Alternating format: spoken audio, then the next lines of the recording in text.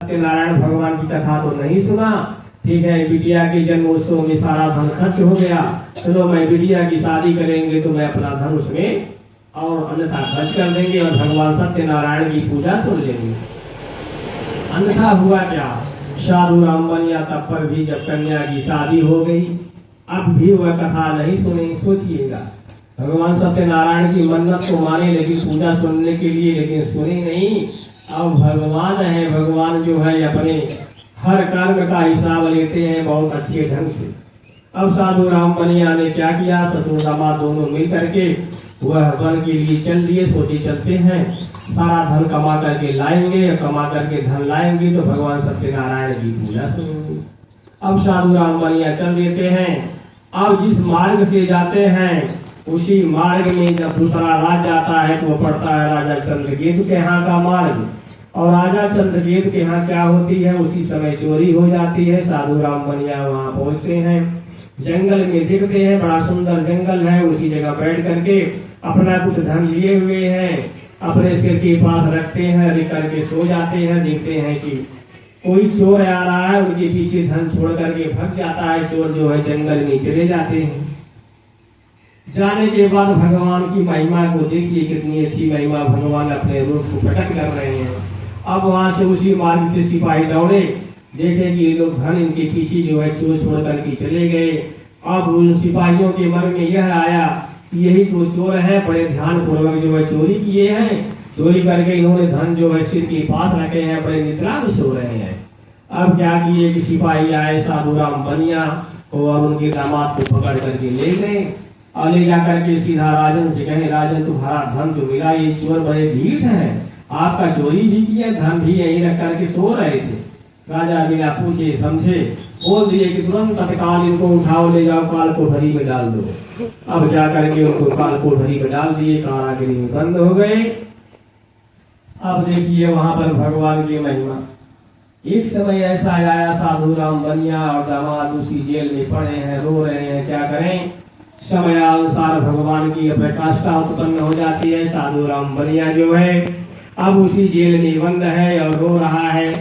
और एक दिन जो है साधु राम बनिया की पत्नी लीलावती और कालावती एक बार एक विद्युत जन के यहाँ कथा हो रही थी, वो गई और ध्यान पूर्वक जो है उन्होंने कथा सुना और भगवान का प्रसाद लिया कि बोला, हे भगवान, हमारे पति और दामाद अगर दोनों सकुशल जो है धन याद कमा करके लेके आएंगे तो मैं आपकी कथा अवश्य सुनूंगी, हे नारायण। अब वो इतनी बात कथा सुनने के लिए वो दोनों आई और इसके बाद दूसरे के यहाँ जब कथा पूर्ण हुई, प्रसाद लिया, प्रसाद का पावन किया और जब घर गई तो उसी समय राजा चंद्रकेतु को भगवान ने, सत्यनारायण जी ने सपने में दिखा दिया कि हे राजन, अगर तुमने जो है इन दोनों को नहीं छोड़ देते हो सुबह होते हुए तो निश्चित है मैं तुम्हारा संपूर्ण राजपाट को मैं नष्ट कर दूंगा। तो भगवान जब ये माया हुई तो साधु राम बनिया भी अंदर सोचे कि अभी कब से छूटेंगे, क्या होगा।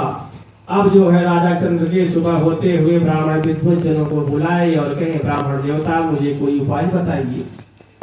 आज तो मैंने ऐसा स्वप्न देखा सुबह होते हुए कि कोई जो है आया हुआ है ब्राह्मण रूप धारण करके, वह कह रहा है कि हे राजन, अगर इनको जो है काल कोठरी से साधु राम बनिया उनके दामाद को नहीं छोड़ देते हो, सुबह होते हुए मैं तुम्हारा संपूर्ण राजपाट नष्ट कर दूंगा। इतने सुनने के बाद जो है ब्राह्मणों ने विचार किया, ये गोष्ठी संगठित हुई और उन्होंने कहा कि ठीक है, अगर ऐसी बात है तो उन लोगों को बाहर करो काल कोठरी से और उनको सारा धन दीजिए और धन दे करके इनको विदा कर दो। सुबह होते हुए नाई को बुला करके उनके दाढ़ी आदि को बनवाए। इसके बाद राजा ने धन दिला करके उनको छोड़ दिए गए। अब सोचिए, भगवान सत्यनारायण की केवल कथा मात्र सुनने से उनके जो है ससुर दामाद दोनों जो है, बिटिया और दामाद दोनों जो है सब लगे हुए हैं। भगवान की महिमा को कोई जान नहीं सकता। इसलिए भगवान ने कहा कि सब वो सोचने लगे कि प्रभु मैं क्या करूं। अब ये लोग आने लगे तो भगवान कहा, मैंने एक बार थोड़ा सा परीक्षा ले लो। भगवान आते हैं, आगे परीक्षा लेते हैं। परीक्षा कैसे लेते हैं भगवान, फिर ब्राह्मण का रूप धारण करके दंडी का रूप धारण कर लिए और उसी जंगल से आए तो देखे कि साधु राम बनिया और दामाद दोनों साथ में आ रहे हैं, बहुत सारा धन लिए हैं। तो उन्होंने पूछा कि भैया तुम्हारे नौका में क्या रखा है। तब फिर भी साधु राम बनिया बोल देते हैं कि अरे ब्राह्मण देवता, इस हमारे नौका में क्या है? इसमें तो मेथी है, जंगल हींग है, जवाइन है, तेज पत्ता है, मंगरैल है, सौंफ है, इलायची है, लवंग है, ये सब हमारी नौका में भरा हुआ है। भगवान अंदर मुस्कुरा रहे हैं। भगवान ने कहा तथास्तु, जाओ तुम्हारे नौका में सब वही हो जाए। अब वही नौका में सब तेज पत्ता, जवाइन, हींग पत्ता, जवाइन सब हो गया। अब उसकी नौका ऊपर उठ गई। साधु राम जितने कहने के बाद नंदी स्वामी अपने जंगल के लिए चल दिए। एक वृक्ष के नीचे जंगल में जाकर के नंदी स्वामी बैठ गए। वहां देखने लगे जब क्या हो रहा है। उतने में थोड़ा समय जब व्यतीत हो जाता है। अब वो रोते हुए साधु राम बनिया जो है नौका के बाहर खड़ा होकर रो रहा है, ससुर दामाद दोनों।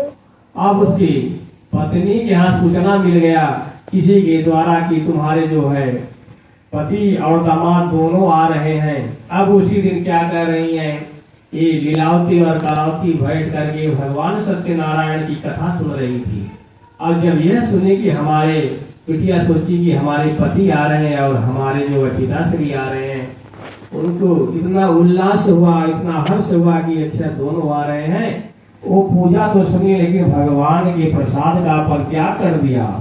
इतने पर जो है भगवान ने कहा ठीक है।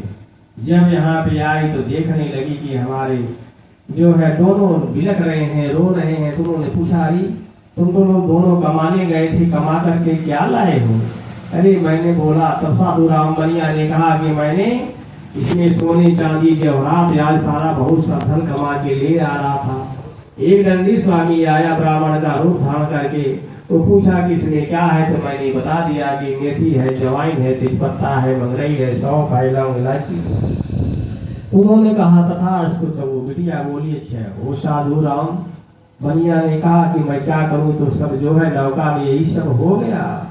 बोले ठीक है, आप चिंता न करो। साधु राम बनिया और जो है बेटी और उसकी माँ और दामाद तीनों साथ में गए जंगल की तरफ। देखे हैं तो वहीं पे नंदी स्वामी बैठे हुए हैं। तब बोले अरे यही नंदी स्वामी तो थे जो मुझे शराब दे दी। तो गए, रोने लगे। तब भगवान वही थे, कौन? सत्यनारायण भगवान विष्णु थे।